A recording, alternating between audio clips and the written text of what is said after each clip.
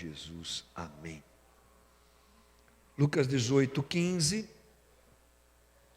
O povo também estava trazendo criancinhas para que Jesus tocasse nelas.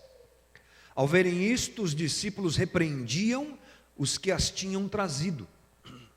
Mas Jesus chamou a si as crianças e disse: deixem vir a mim as crianças, e não as impeçam, pois o reino de Deus pertence aos que são semelhantes a elas. Digo-lhes a verdade: quem não receber o reino de Deus como uma criança, nunca entrará nele. Nós estamos dando um passeio com Jesus, né? Nessas nossas conversas, dessa série que nós chamamos de As Palavras do Mestre. Uma conversa que começou quando Jesus estava ainda na Galileia, e ele desce sentido sul de Israel para chegar até Jerusalém, e ele faz questão de passar por uma faixa de terra, que é o lugar onde moram os samaritanos, diferente de qualquer outro rabino que se dirigisse da Galileia para Jerusalém, ou de Jerusalém para Galileia, daria uma volta e não passaria por essa região. Mas Jesus, na contramão disso, passa nessa região. Quando ele está se dirigindo a Jerusalém, ele deve ter dado seta para entrar em Samaria, e os discípulos devem ter dado seta para fugir de Samaria, né? Mas eles tiveram que acompanhá-lo. E ele vem descendo, falando coisas, fazendo a sua obra, implantando o reino de Deus, fazendo milagres, e a gente vem falando sobre isso. Vamos até o capítulo 19 nas nossas conversas aqui. E nesses momentos nós encontramos relatos exclusivos de Lucas. Estamos em Lucas nesses meses todos. Algumas coisas só são registradas por Lucas, outras não. Essa é uma história e um fato que é relatado nos outros evangelhos sinóticos. Mateus e Marcos também contam essa história que nós acabamos de ler, aliás, com um pouco mais de detalhes. Se você quiser se aprofundar, procure esse mesmo texto em Mateus e em Marcos. O que nós podemos perceber aqui, irmãos, é o relato do dia a dia de Jesus. Não era incomum as mães levarem os seus filhos para serem abençoados pelos rabinos. Vamos nos lembrar que os rabinos ocupavam uma posição diferente dentro da sociedade judaica. Eram homens conhecedores da lei, cabia a eles ensinar a lei ao povo, traduzir a lei ao povo. Lembre-se também que o conhecimento, a cultura, era alguma coisa, o conhecimento, melhor dizendo, era alguma coisa que se concentrava nas classes mais elitizadas da população. Na população mais simples, isso não acontecia. Portanto, o rabino tinha uma notoriedade grande. Eles eram donos de uma condição diferenciada dentro da sociedade, eram muito respeitados. Então, as mães frequentemente levavam seus filhos para serem abençoados pelos rabinos de alguma maneira. O estranho é que aqueles discípulos de Jesus, enquanto estavam ali junto com ele, tentarem impedir que isso acontecesse. E foi o que aconteceu, o texto nos mostra isso. Talvez por uma certa precaução, por uma certa preocupação, talvez por um certo temor de que as crianças atrapalhassem o que eles estavam fazendo. Mas o interessante, vale ressaltar, que não é essa a única vez que os discípulos tentam de alguma maneira proteger Jesus das pessoas. No livro de Mateus, capítulo 14, você vai encontrar aquela narrativa que nos mostra a multidão no deserto, o povo no deserto com fome, e eles vêm falar com os discípulos, e os discípulos sugerem a Jesus: vamos mandar esse povo embora, Jesus, está tarde, a gente está aqui no deserto, McDonald's já fechou, e esse povo vai ficar com fome, vamos mandar eles para casa. De alguma maneira eles tentavam proteger Jesus. Isso acontece também logo depois em Mateus 15, quando uma mulher cananeia, ela vai até Jesus rogar para que Jesus curasse a sua filha.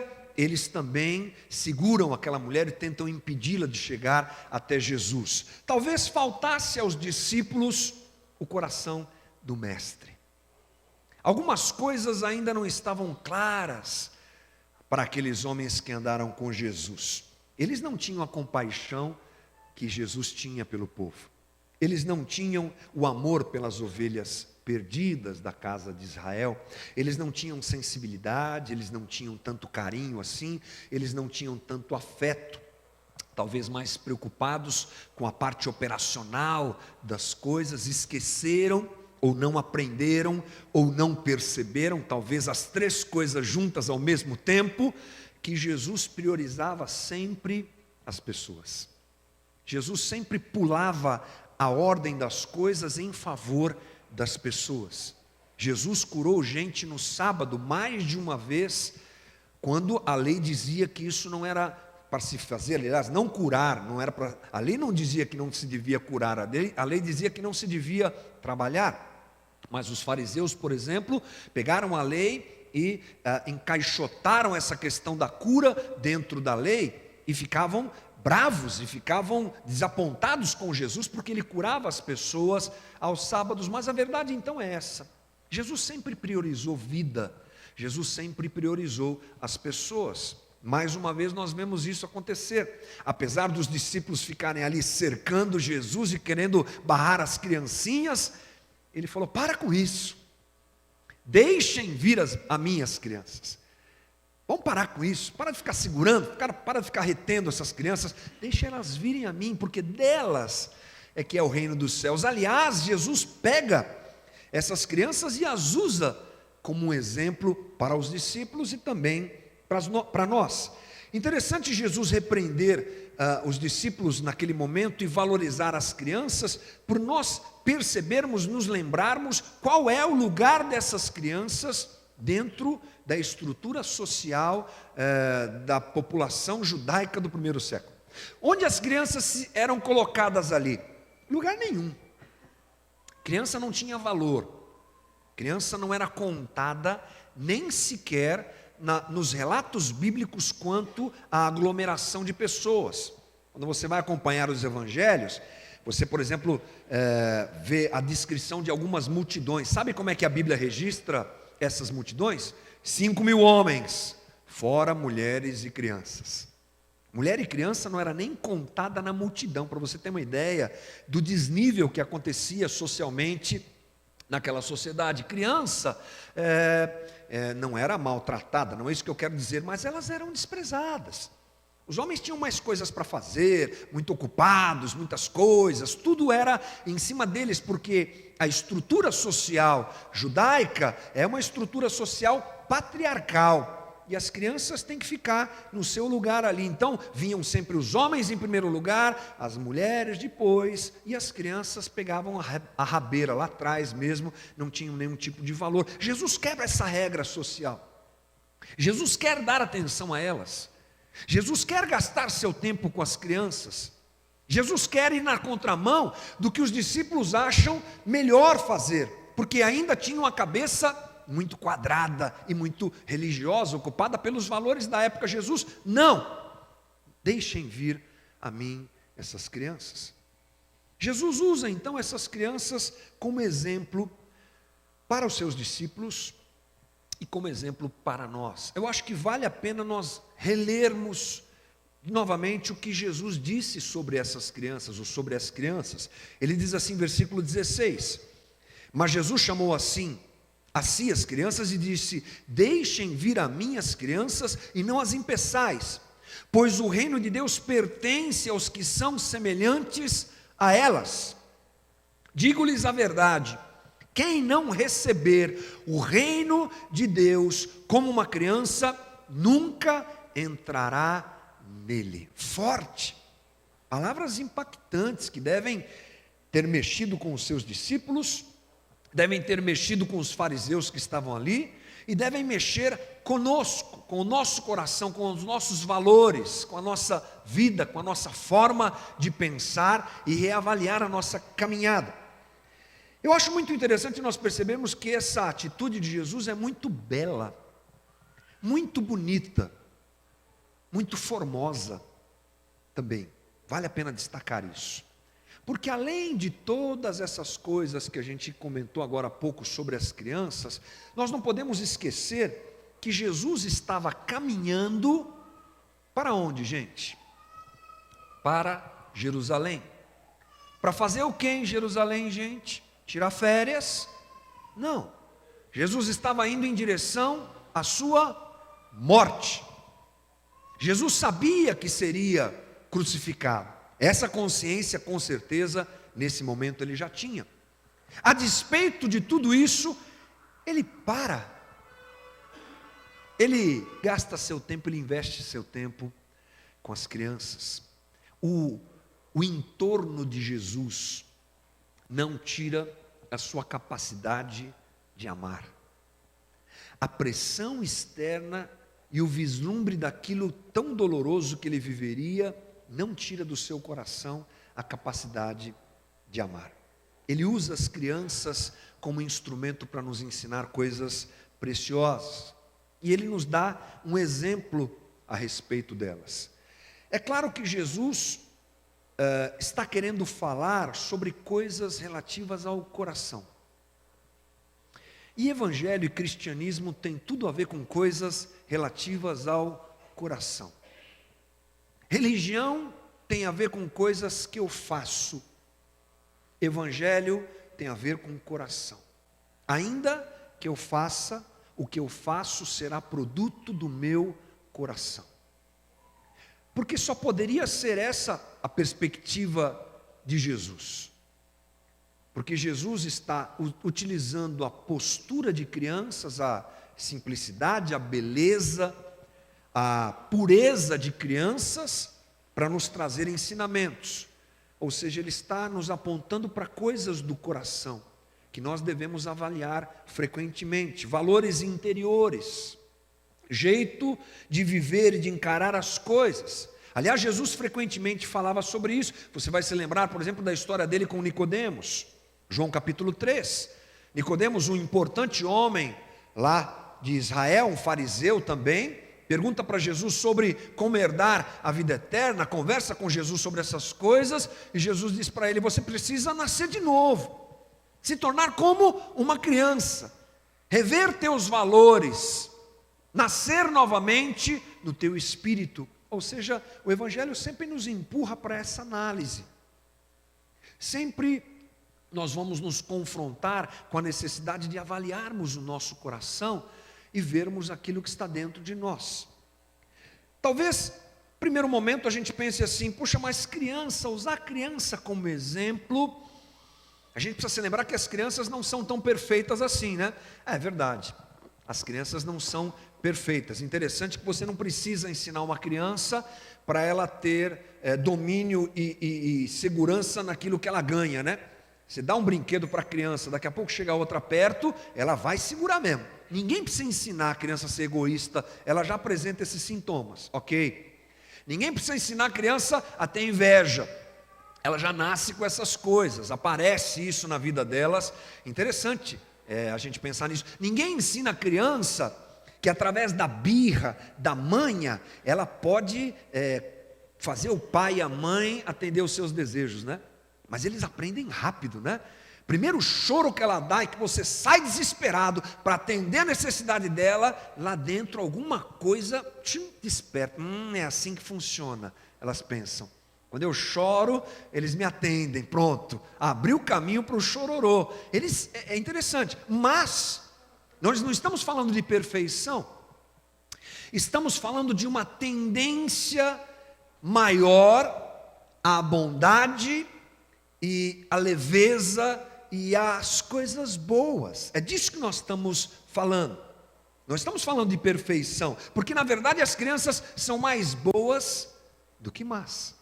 Quando você junta uma birra, uma mentirinha que conta, né, um egoísmo que aparece, perto do bom, aquilo fica pequeno.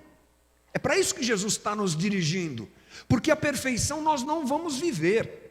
Assim como as crianças não vivem, porque estamos no meio de um momento histórico que precede a vinda definitiva do reino de Deus, mas o reino de Deus já está entre nós.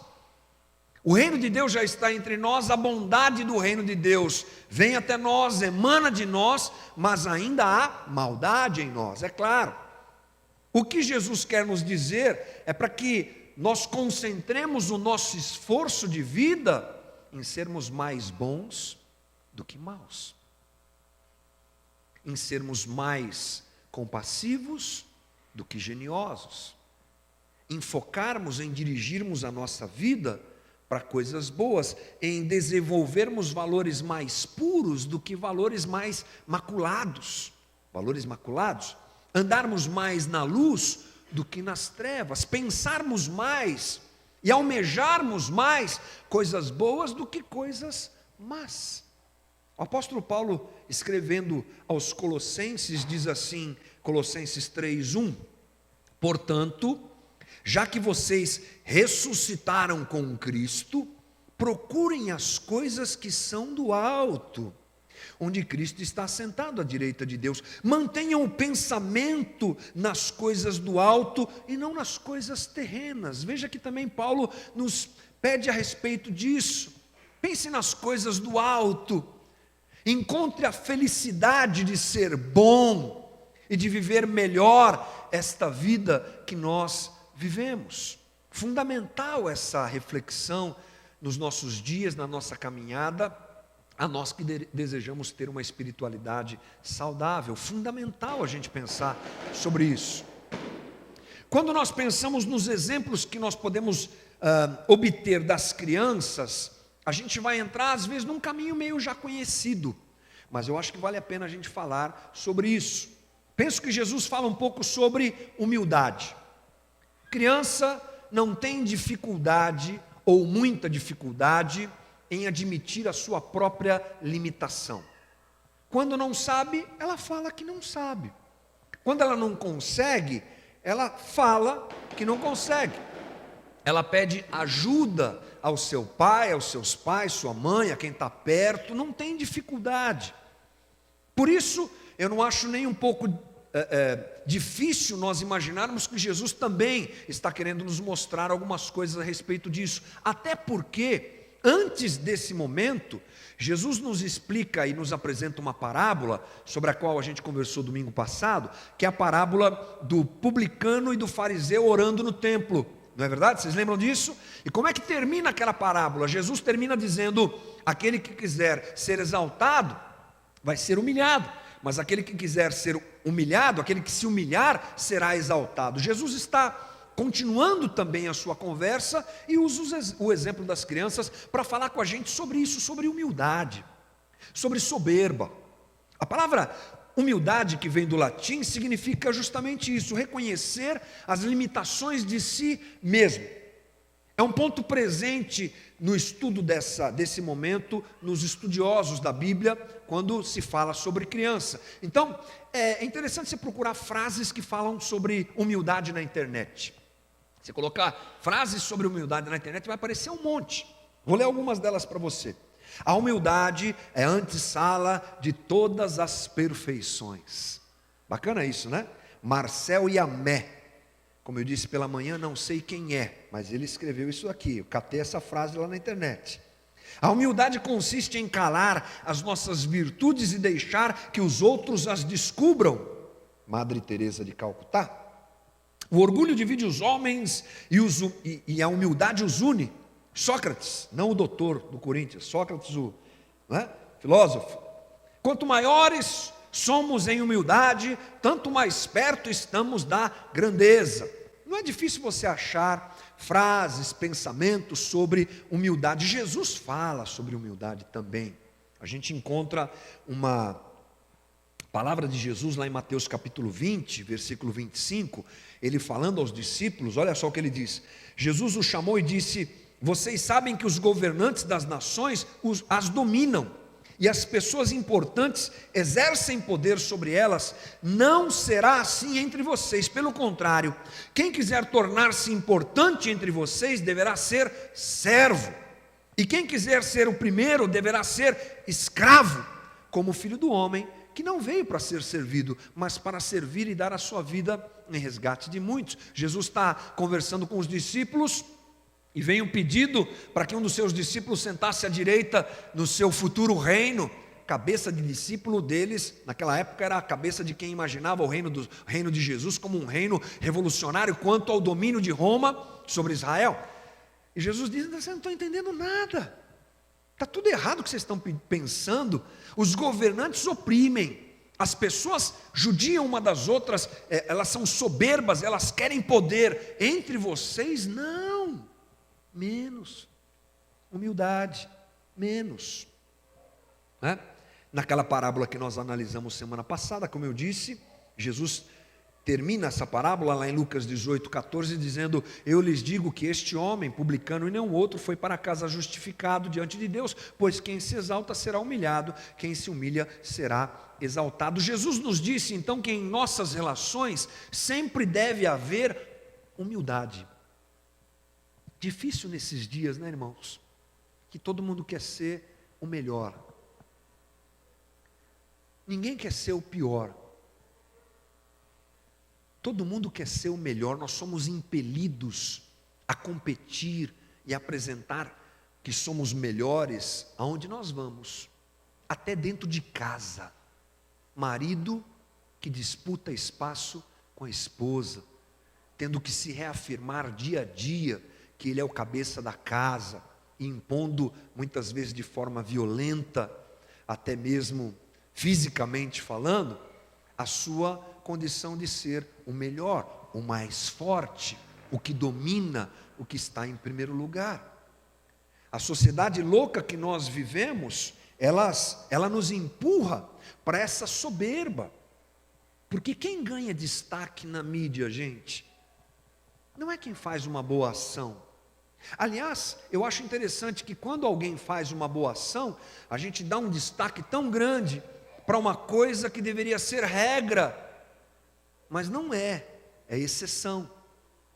Mas quando você abre as páginas dos grandes sites de notícia, você vai encontrar destaque para quem é o melhor, sempre os melhores. É a bola de ouro, é o troféu, é o melhor, é esse, é aquele, é o que está acima de todo mundo. Isso gera uma necessidade de orgulho entre nós, extremamente danosa nas nossas relações, que não se sustentam completamente, não se sustentam, elas se destroem, porque o orgulho nos afasta. Não é bom andar com gente que tem o nariz empinado. Você imagina meu caso, eu de nariz empinado, irmão, é um problema, ninguém suporta. Jesus nos convida, menos, enxergue as tuas limitações, aprenda a dizer não sei, não posso, me ajuda, me socorre aqui por favor. Ninguém perde lugar na vida por aprender a falar esse tipo de coisa. Ninguém perde nada na vida falando muito obrigado, falando por favor. Gente orgulhosa não gosta de usar essas duas palavras, é uma coisa meio interessante, não é?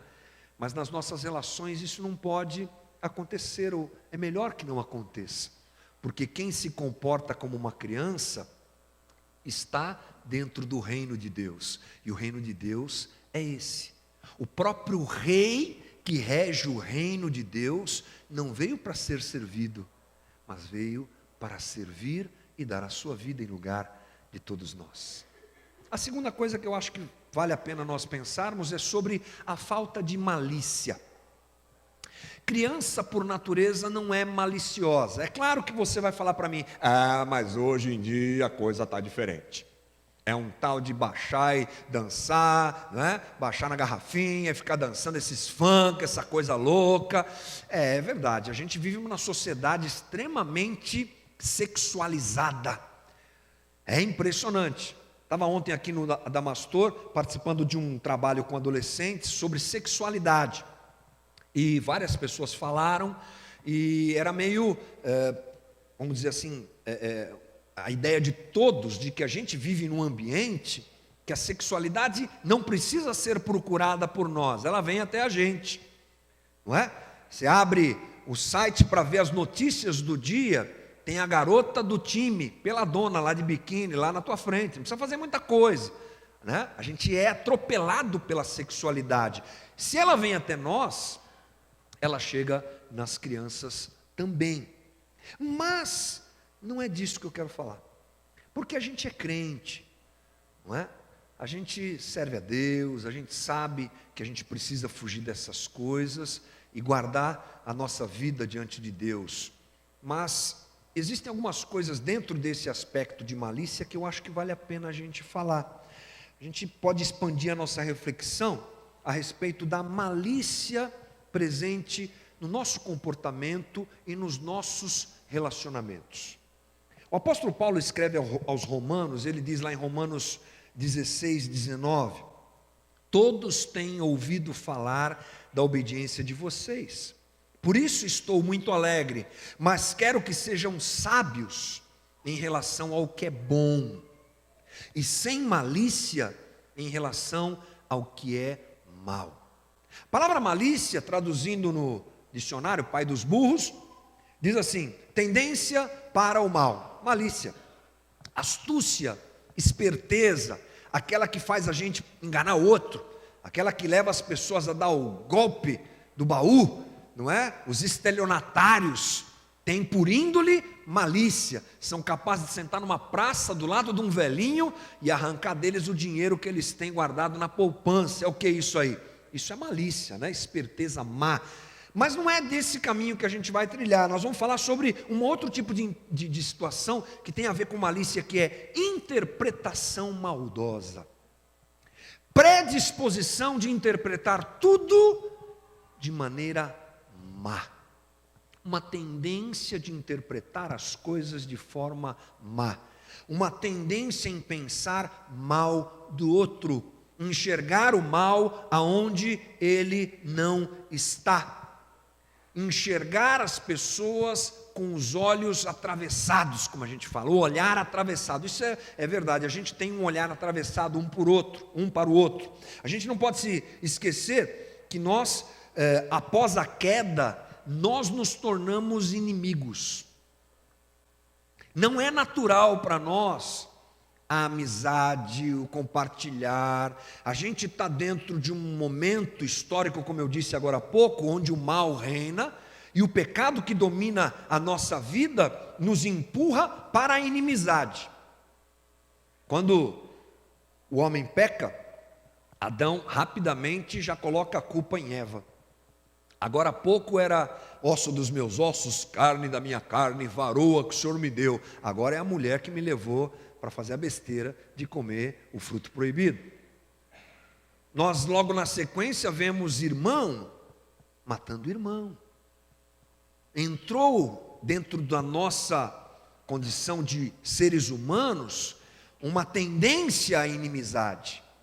Então é alguma coisa que está entre nós. Traz isso para os centros urbanos. Traz isso para dentro de uma sociedade capitalista que disputa espaço e que a pessoa que está sentada do teu lado agora pode de repente se tornar daqui a pouco um empecilho para você alcançar alguma coisa. Pronto, fagulha para a gente ser inimigo. A nossa tendência então, o nosso olhar então, sempre é esse. Pré-julgamento. Criança não tem isso. É muito legal, criança não tem isso. Eu lembro de uma vez, uma situação que aconteceu com meu filho mais velho, o Vitor. Nós morávamos na Bahia. Quando eu saí daqui em 98, ele tinha 3 aninhos de idade, e a gente foi lá para a Bahia. Eu fui pastor lá na Bahia durante 4 anos. E então faz assim, muito tempo, porque agora ele está desse tamanho, ele era pequenininho, né? O tempo passou. Eu lembro que eu estava brincando com ele no parquinho do prédio onde eu morava. Às vezes eu pegava as tardes de domingo, descia, ia brincar com os meninos lá no parquinho, eles adoravam.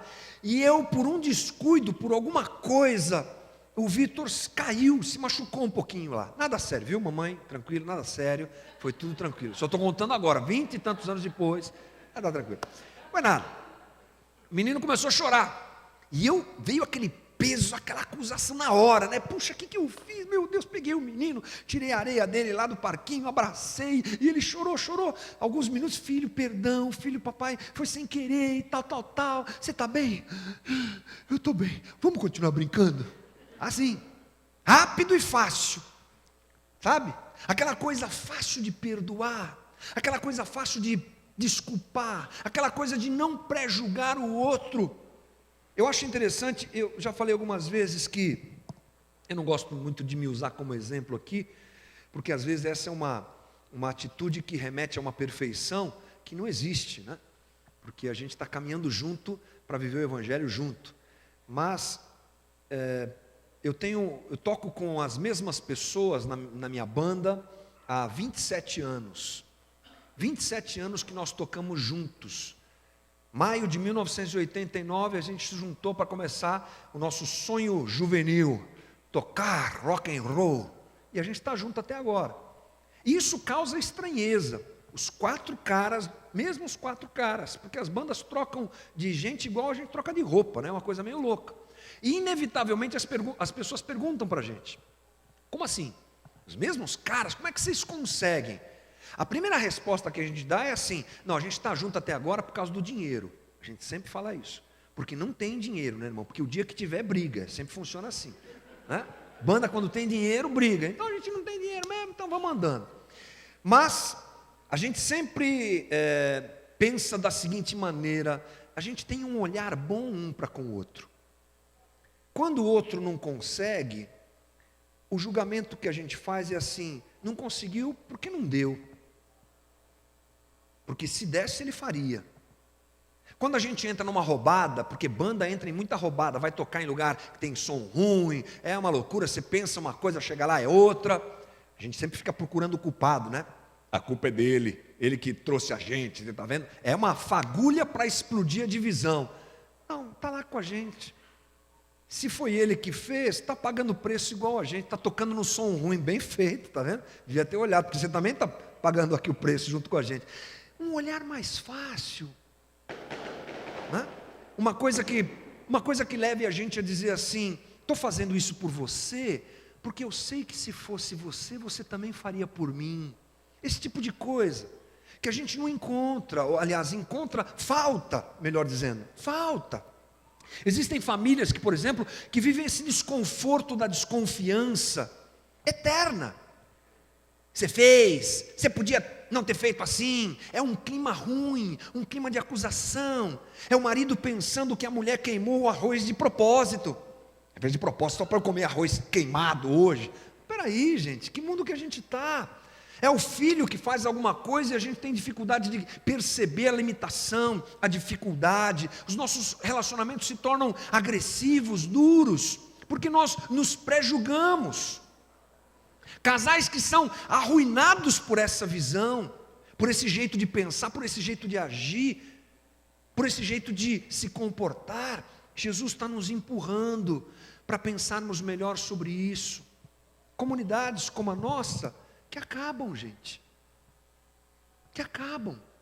Porque a gente tem que aprender a acreditar nas pessoas. Ah, mas quando a gente acredita, a gente pode se decepcionar. Olha, eu vou te dar a minha opinião. E o meu jeito de pensar, inclusive é assim que a gente caminha aqui na nossa comunidade. Eu prefiro a decepção do que não abraçar as pessoas e investir na vida delas. Ah, mas o cara chegou agora na igreja, já está tocando. Chegou agora na igreja, já está aí envolvido com as coisas. Porque tem que tirar atestado de antecedente agora para entrar na igreja? Como é que é isso, irmão? Tem que colocar uma porta ali, a porta do pecado. Quando a pessoa passa, se ela estiver em pecado, apita um alarme, a gente põe um canto assim para as pessoas pecadoras. Então ia ser um canto grande, né? Porque todos nós íamos estar lá. Mas a gente tem essa mania, essa dificuldade de ter um olhar melhor. Vamos andar junto, que bom. Vamos conviver junto, vou acreditar em você. A gente tem essa dificuldade, gente. A terceira coisa, já indo para o caminho mais final da nossa conversa, é a visão lúdica da vida. Criança gosta de brincar, né? Todo tempo e toda hora a criança briga. Briga não, brinca. Briga às vezes, mas brinca com nada. Dá um punhado de feijão, aliás, feijão está caro, não dá para dar para as crianças feijão. Dá um punhado de arroz, elas vão fazer alguma coisa. Dá um pedaço de madeira, vira carrinho. É uma coisa impressionante. Aliás, na internet tem um vídeo muito bacana de um gringo, um americano, que filmou seu filho, você deve ter visto isso na internet, ele filmou seu filho, por exemplo, pulando a escada, brincando lá nos negócios, se agarrando em umas coisas, ele levou aquelas imagens para o estúdio, e criou efeitos especiais, reproduzindo o que estava na cabeça do menininho. Então tem um vídeo que ele está em cima de um sofá, pulando de uma almofada para outra, daqui a pouco o entorno da almofada vira água, e aparece um tubarão querendo morder o menininho, sabe? Porque a cabeça deles é assim, né?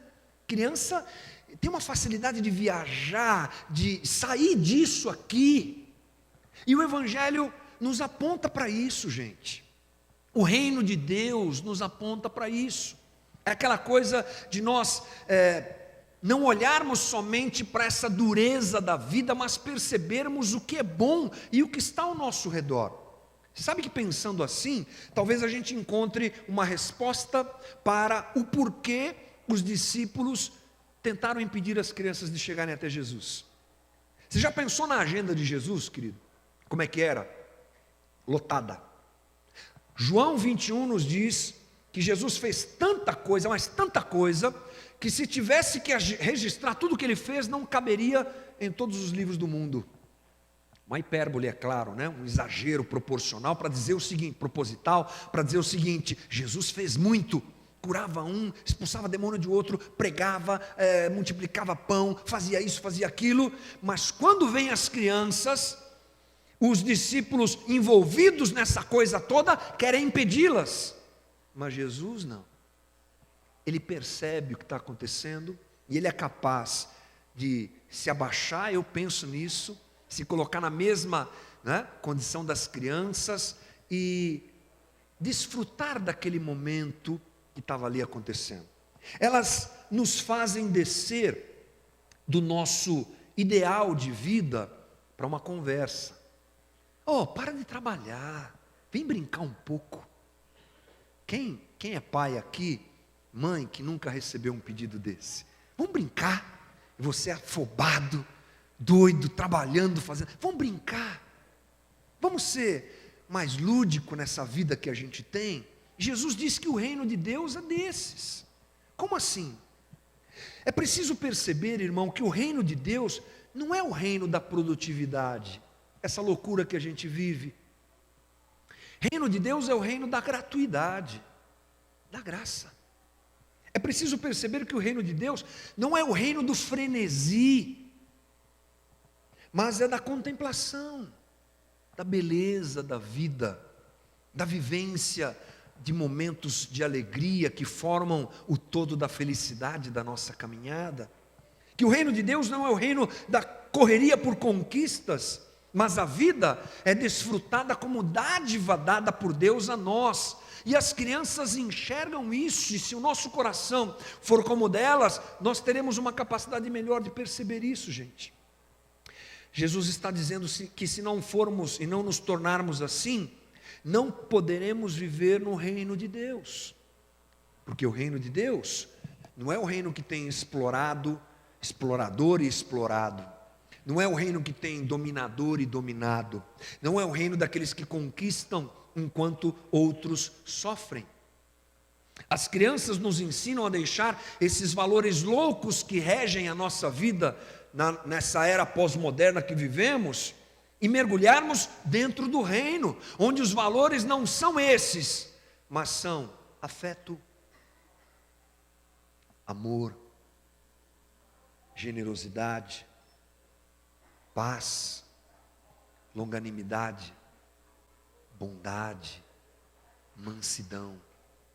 Sairmos dessa loucura que vivemos e nos abaixarmos para brincar um pouco nesse reino. É sobre isso que Jesus também está falando. Talvez a tua percepção até agora seja assim: puxa, é verdade, né? Tudo isso daí é verdade.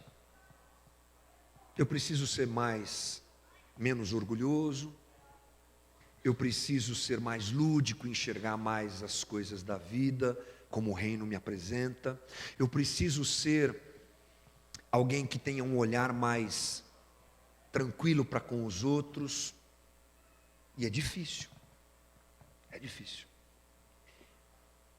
esse convite feito por Jesus, ele é atemporal, ele não acabou naquela época. Ele continua sendo feito para nós, feito a nós. Mas é importante a gente falar sobre essas coisas, sabe por quê? Porque isso nos traz a consciência do que nós devemos fazer. Isso nos traz o alerta de como nós devemos ser. Isso nos traz e nos mostra o desejo de Jesus para nós. Mas não se desespere. Não quero trazer até você uma palavra que te desespere, tire a tua esperança. Puxa vida, e agora? Eu vou sair daqui dessa reunião, eu sou orgulhoso, olho para os outros com o olhar errado e não enxergo o reino de Deus. Puxa vida, e agora? Calma lá, irmão. O Espírito de Deus habita em nós. E a obra que Ele faz é uma obra maravilhosa de transformação nas nossas vidas. Nós precisamos nos lembrar que as virtudes apregoadas pela palavra, elas devem ser perseguidas por nós. E a gente deve desejar sempre ser mais bom do que mal. Vamos perseguir isso. Vamos desejar isso. E vamos contar com a ação do Espírito de Deus que habita em nós. É aí que entra a esperança. Essa não é uma luta que eu travo sozinho. Essa não é uma luta que eu vou me descabelar sozinho. Não. O Espírito Santo de Deus habita em nós, irmão. E sabe o que Paulo diz? Romanos 8, 26. Da mesma forma, o Espírito nos ajuda em nossa fraqueza, pois não sabemos como orar, mas o Espírito Santo intercede por nós com gemidos inexprimíveis. O que eu quero te dizer na conclusão dessa nossa conversa é que você pode mudar, irmão. Eu posso mudar. Nós temos jeito, sim. Às vezes nós somos bombardeados por um evangelho da cobrança, um evangelho de opressão.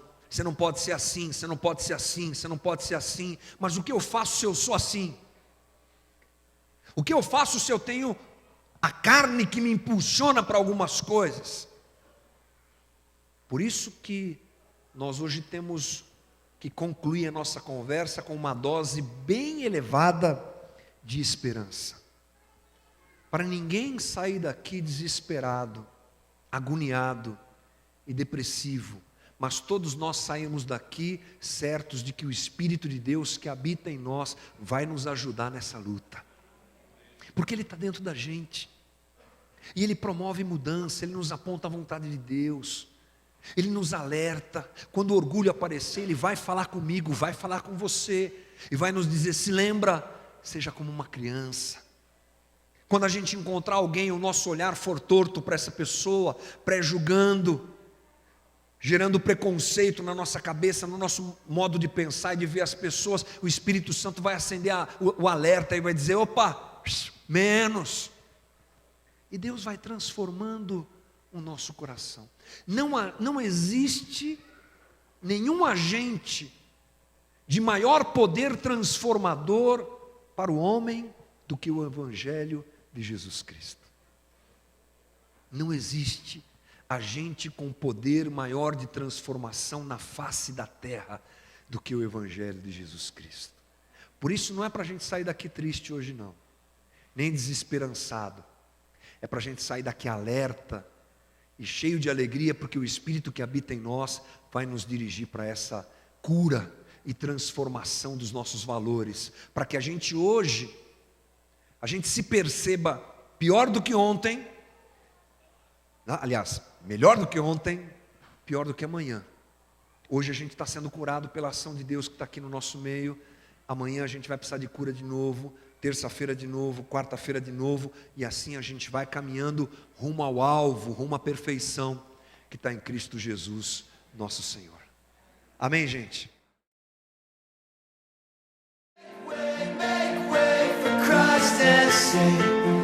Let your kingdom come, let your kingdom come.